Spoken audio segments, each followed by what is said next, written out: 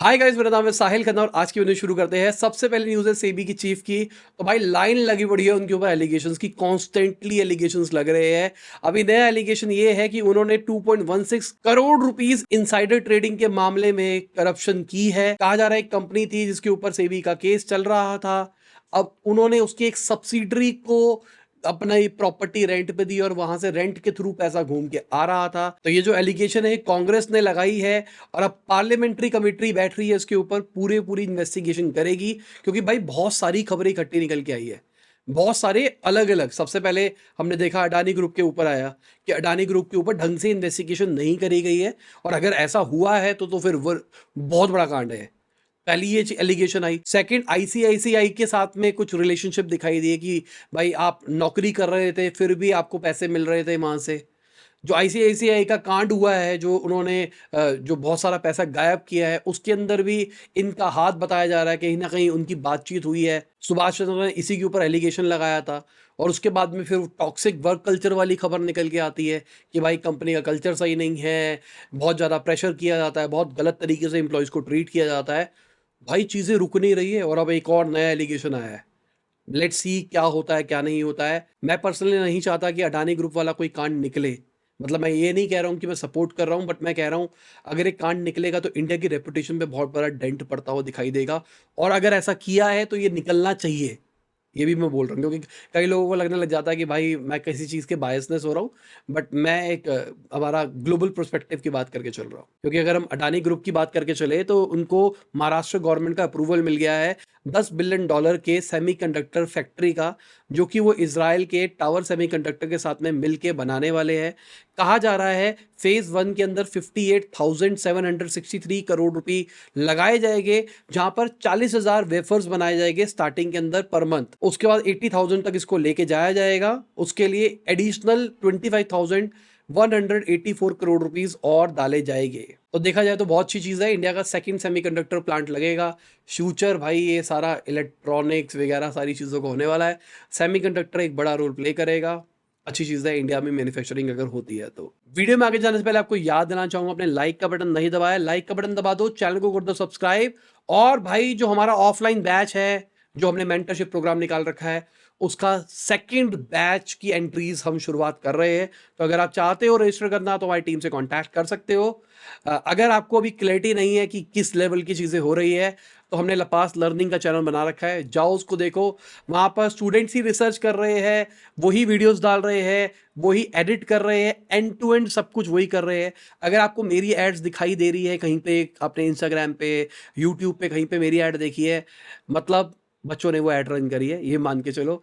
वो खुद से ही सब कुछ प्रमोट कर रहे हैं, मतलब उनको एड्स भी चलाने को मिल रही है एक्चुअल बजट के ऊपर। छोटे मोटे बजट की बात नहीं कर रहा हूँ यहाँ पर मैं। और साथ में वो केस स्टडीज भी बना रहे हैं, तो आप देखना 3-4 केस स्टडीज डाली गई है। लेटेस्ट दो इज वेरी गुड, मतलब इंप्रूवमेंट दिखाई दे रही है। मुझे लगता है कि आने वाले 1-2 हफ्ते के अंदर बहुत नेक्स्ट लेवल इंप्रूवमेंट दिखाई देगी। तो अगर आप इंटरेस्टेड हो टीम से कॉन्टैक्ट कर सकते हो, नंबर हमने डिस्क्रिप्शन में दे दिया है। अब सिंपल सी बात, हम खुद से सिलेक्ट करते हैं, हम अंधी एंट्रीज नहीं लेते हैं। हम खुद से सिलेक्ट करेंगे, लिमिटेड लोगों को ही रखते हैं ऑफलाइन बैच के अंदर। क्योंकि मुझे लगता है कि इट्स हार्ड टू हैंडल बहुत सारे लोग स्टार्टिंग के अंदर। तो जिन लोगों को पिछली बार रिजेक्ट कर दिया गया था, जिनके पैसे रिफंड कर दिए गए थे, this is the opportunity for you. फिर से अप्लाई कर लो, सिलेक्शन हो सकता है। बाकी अगर इंडिया के फैमिली ऑफिसेज की बात करके चले तो उनकी ग्रोथ 7x दिखाई दी है पिछले 6 सालों के अंदर। 45 नंबर था 2018 के अंदर, 2024 के अंदर ये 300 तक पहुंच गया है। अब ये फैमिली ऑफिसेज बेसिकली होता है क्या है, जो बड़े बड़े बिजनेस हाउसेज होते हैं जिन्होंने एग्जिट कर लिया और जिनके पास पैसे होते हैं। हमने देखा है जो क्रिकेटर्स है उनके फैमिली ऑफिसेज है, हमने सेलिब्रिटीज के फैमिली ऑफिसेज देखे हैं। तो वहां पे वो फंड डालते रहते हैं और वो आगे ऑफिसेज ऑपरेट करते हैं कि पैसा कहाँ पे डालना है कहाँ पे नहीं डालना है। बाकी भाई हमारी एक और वीडियो आ गई है केस स्टडी, लगातार डाल रहे हो हम केस स्टडी, लाइन से डालने की कोशिश कर रहा हूँ मैं। और क्वालिटी पे समझौता नहीं कर रहा हूँ। किसी की कमेंट आई थी कि भाई अगर आप कंसिस्टेंट हो जाओगे तो क्वालिटी नहीं रहेगी। बिजनेस न्यूज़ की क्वालिटी मेंटेन है ना, रोज डालते हैं ना, वैसे ही वहां पे भी डालेंगे। जब हमको लगेगा क्वालिटी नहीं निकल रही है उस दिन नहीं डालेंगे। जब हमको वैसे बिजनेस न्यूज़ में भी लगता है कि आज न्यूज़ अच्छी नहीं है, कुछ दम वाली न्यूज़ नहीं है, तो हम छोड़ देते हैं, उस दिन स्किप कर लेते हैं। अगले दिन हम थोड़ी बड़ी न्यूज़ डाल देते हैं, जो पिछले दिन की कुछ न्यूज़ होती है वो जोड़ देते हैं। सिमिलरली वहां पे भी ऐसे ही करेंगे। कोई ऐसा थोड़ा ना हमने मम्मी कसम खाई है कि भाई हम डालेंगे ही डालेंगे। कंटेंट बन रहा होगा तो डालेंगे, पर क्वालिटी समझौता नहीं करेंगे। तो अगर आपने वो वीडियो देखी है तो कमेंट सेक्शन में बताना आपको कैसी लगी। मैंने बड़े-बड़े 5 केसेस के बारे में डिस्कशन किया है जो इन्वेस्टर्स और फाउंडर्स के बीच में कलेश के हैं। बहुत मज़ा आएगा देखना।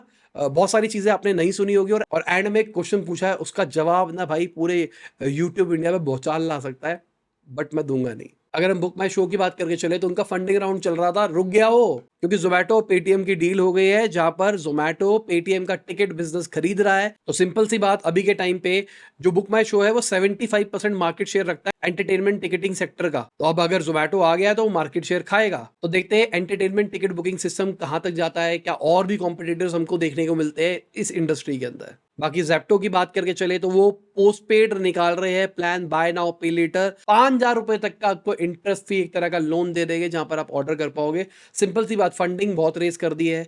अब वो कैपिटल एक तरह से आपको ही दे रहे हैं ताकि आप और उनसे जुड़े रहो और उन पे डिपेंडेंट होते चले जाओ।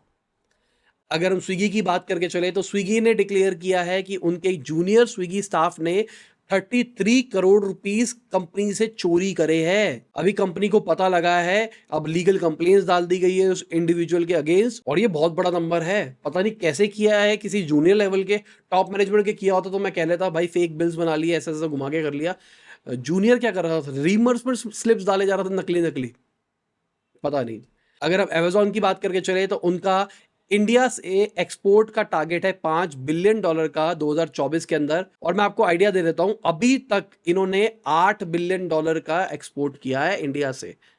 ठीक है, अभी तक 8 बिलियन है और इसी साल 5 बिलियन का प्लान है इनका। 2015 से ही अमेजॉन ग्लोबल सेलिंग बिजनेस के अंदर इंडिया के स्मॉल बिजनेस ओनर्स की हेल्प कर रहा है। बाकी हमने साहिल खन्ना वाले चैनल के ऊपर डाली थी अमेजॉन एफबीए के ऊपर वीडियो, पूरा एक्सप्लेन किया था कि अगर आप इंडिया से ग्लोबली माल बेचना चाहते हो यूजिंग अमेजॉन तो क्या करना चाहिए, प्राइसिंग कैसे डिसाइड करी जाती है, क्या क्या रूल्स एंड रेगुलेशन होते हैं। वो वीडियो देख लेना, उसमें सब एक्सप्लेन्ड है। शायद 3 घंटे की वीडियो है वो। अब लंबी कोई बोलेगा तो भाई, बिजनेस करने के लिए टाइम तो लगाना पड़ता है। अगर आप जिंदगी में वो सीखने के लिए जाओगे तो आपको महीने लग जाएंगे। हमने वो सारी नॉलेज को किसी एक्सपर्ट के साथ में मिलके आपके लिए डॉक्यूमेंट करके कोर्स निकाल दिया जो कि फ्री है, यूट्यूब पे है। अगर हम नितिन गडकरी की बात करके चले तो उन्होंने बोला है ईवी मेकर्स को अब सब्सिडीज की जरूरत नहीं है। अभी के टाइम पे 5% जीएसटी लगता है ईवीज के ऊपर, बाकी पेट्रोल और डीजल गाड़ियों के ऊपर 48% का लगता है। तो अब शायद सब्सिडीज की जरूरत ही नहीं है, क्योंकि लोग अब ईवी को अडॉप्ट करने लग गए हैं, सब कुछ होने लग गया है। मुझे ऐसा लगता है गाड़ियों का ईवी अडॉप्शन अभी नहीं आया है, टू व्हीलर्स का ईवी अडॉप्शन आने लग गया है, और मुझे लगता है इसका बहुत बड़ा रीजन सब्सिडीज भी है। ओला वाले तो खुश है सब्सिडी से ना, वो तो बहुत ज़्यादा खुश है। सब्सिडी के चक्कर में वो दबा के अपने व्हीकल्स बेचते हैं, लोगों को भी कहते हैं भाई सब्सिडी मिलेगी, करो करो करो। बट अगर हम बजाज वालों की बात करके चले तो उनका कहना है भाई सब्सिडी के बावजूद भी अभी उस लेवल की डिमांड नहीं आई है। ठीक है, काम चल रहा है बट उस लेवल की डिमांड अभी भी नहीं है। अगर हम इंडियन व्हीकल डीलरशिप की बात करके चले तो अलार्मिंग लेवल पे वो चल रहा है। 77,000 करोड़ का माल पड़ा हुआ है, मतलब 7.8 लाख व्हीकल्स पड़े हैं उनके पास में, और ये गलत चीज हो रही है, मतलब लोग नहीं खरीद रहे हैं। अब मैं एक रिपोर्ट पढ़ रहा था, बारिश आ रही है इसलिए सेल कम हो गई है, बारिश के चक्कर में लोग बाहर नहीं निकल रहे, पर बारिश के चक्कर में लोग ये भी तो रियलाइज करेंगे टू व्हीलर वाले कि हमको गाड़ी की जरूरत है। हाँ, अब ये कह सकते हो कि जैसे मैं दिल्ली में रहता हूँ, रोडें ज़मीन में घुस जाती है, तो इस चक्कर में लोग डरते हैं भाई बाहर निकलने से। बट मेरे हिसाब से इसका बड़ा रीज़न हो सकता है अभी फाइनेंशियल सिचुएशन। लोग चाह रहे हैं कि भाई पैसा बचा के रखो, सेव रखो, कल को इकोनॉमिक डाउनटर्न आता है तो काम आएगा। अगली खबर हमारी गवर्नमेंट की है, तो 18% वो जीएसटी लगा रही है सभी पेमेंट गेटवेज के ऊपर जो भी पेमेंट्स करते हैं। जब मेक इन इंडिया आया था उस टाइम तक जो 2000 तक की पेमेंट होती थी उसके ऊपर जीएसटी नहीं लगता था, उसके ऊपर पे लगता था। अब सब पे लगेगा। तो कहा जा रहा है इसके चक्कर में कॉस्ट बढ़ जाएगी कंज्यूमर्स के लिए, क्योंकि वो पैसा आपके ऊपर ही ट्रांसफर होना है। अब सिंपल सा लॉजिक देखो ना यार, अब किसको कितना रेट मिलता है उस बारे में बात नहीं करते। 2% मान के चलते हैं, अगर आप गेटवे चार्ज देते हो, अगर आप एज अ बिजनेस देते हो 2% का गेटवे चार्ज, उस पर 18% जीएसटी लग जाएगा। मतलब आप 30 पैसा 35 पैसा के आसपास मान के चलो, और बढ़ जाएगा, या फिर 2.5% के आसपास मान के चलो आपका बढ़ जाएगा।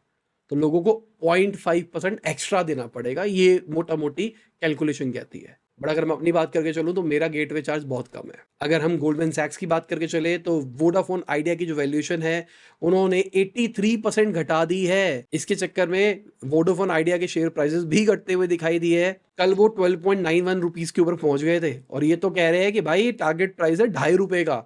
इतना ज्यादा क्रैश करेगा उनके हिसाब से।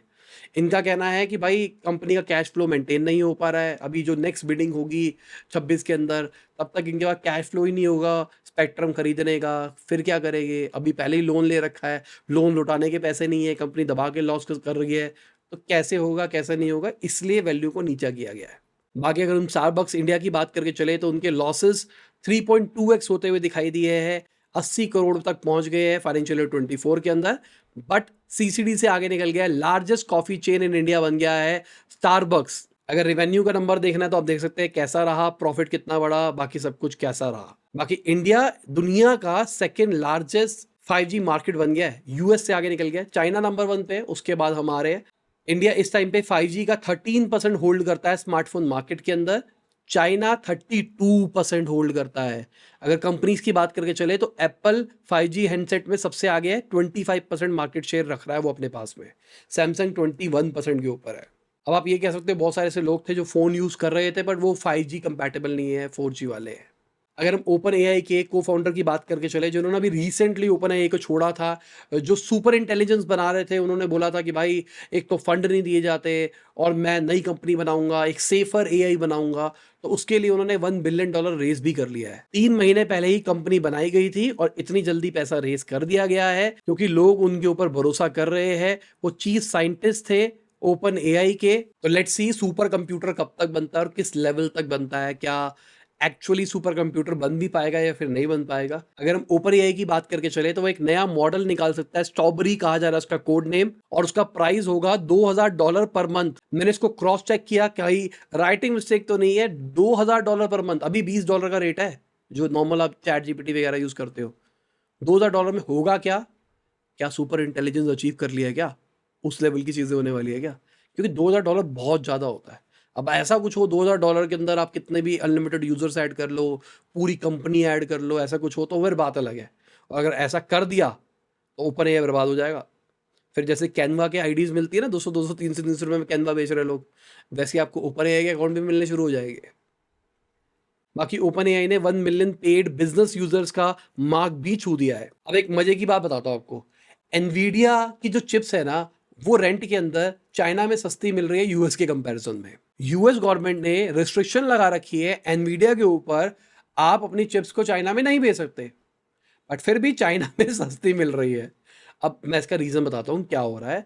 वहाँ पर स्मगलिंग के थ्रू चिप्स लाई जा रही है और उसको बेचा जा रहा है, और उस स्मगलिंग से सारा का सारा कांड हो रहा है। कहा जाता है स्मगलर जो सीरियल नंबर होता है ना उसको रिमूव कर देता है, जिसकी वजह से डिटेक्शन नहीं होता है, और वो चिप्स है वो स्मॉल चाइनीज क्लाउड प्रोवाइडर्स ले लेते हैं।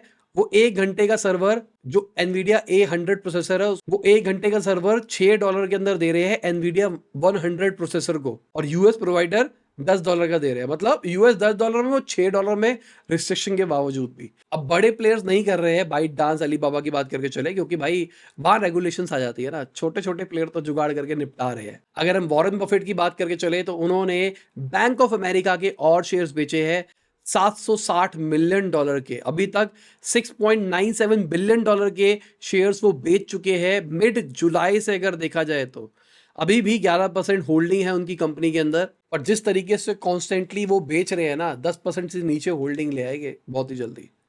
तो ऐसा क्यों किया जा रहा है? क्या उनको ऐसी बातें पता है जो हमको नहीं पता है, या फिर उनको लग रहा है इकोनॉमिक डेटा इंप्रूव हो रहा है, फेड रेपो रेट कम कर सकता है, उसकी वजह से बैंकिंग की शेयर प्राइसेस घटेंगे? वो पहले ये सारी बातें मान के बैठे हैं। बाकी मार्केट की बात करके चले तो मार्केट का हाल आप देख सकते हैं कैसा रहा, कौन रहा ऊपर कौन रहा नीचे। और इसी के साथ में आज की बिजनेस न्यूज़ खत्म होती है। उम्मीद करता हूं आपको मजा आया होगा। लाइक कर देना, शेयर कर देना, कमेंट बताना वीडियो कैसी लगी। बाय, गुड नाइट, शबा खैर, खुदा हाफिज़, गुड मॉर्निंग, आफ्टरनून, जब भी आए वीडियो देख रहे हैं। जय हिंद, वंदे मातरम, दुआ में याद रखना।